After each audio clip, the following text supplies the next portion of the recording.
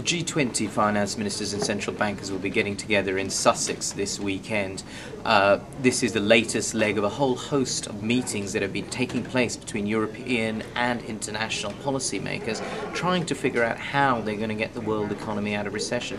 The world economy is clearly in a big slump, the banks are in a mess, and there is real fear among policymakers about what they need to do. This meeting will be different in Sussex because besides the rich countries like America, like France, like Germany, we're also getting countries like India and China.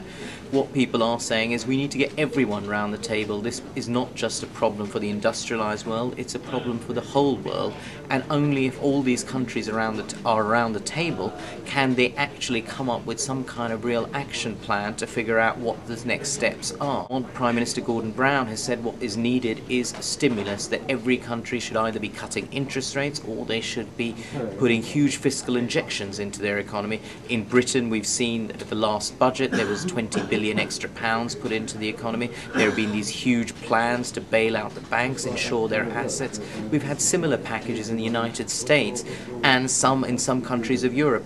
What Brown at least wants to say is every country agreeing, saying that we are going to put huge sums of cash into this economy. He says this is the only way that the whole world economy can get out of this slump.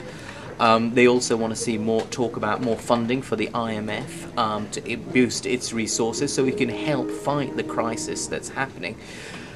The real question is whether they can actually get any kind of agreement. IMF funding might be something we will see some agreement on after we saw the EU leaders talk about this over the weekend.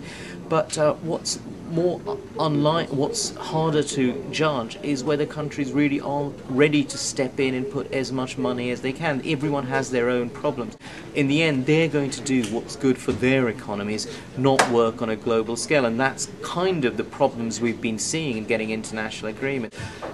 Most interesting this weekend will be to see Tim Geithner, the US Treasury Secretary. He's coming over. Of course, he's quite new in the job.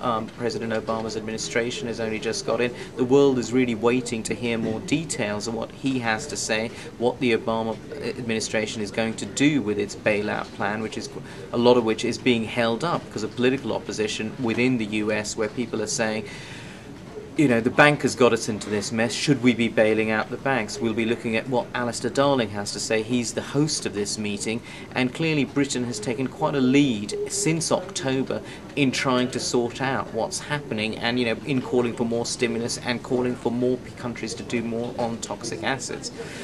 Now, the real question is, you know, will this achieve anything? At the end of this weekend, finance ministers are to say, well, we've just set a roadmap for the next summit, which is in April the 2nd. Leaders of all the countries are going to get together again in April in G20 in London, with Obama coming over here. But quite often a lot of these summits seem to produce a communique, saying a call to action, but yet we don't see the actual policies translating into these words translating into actual policies.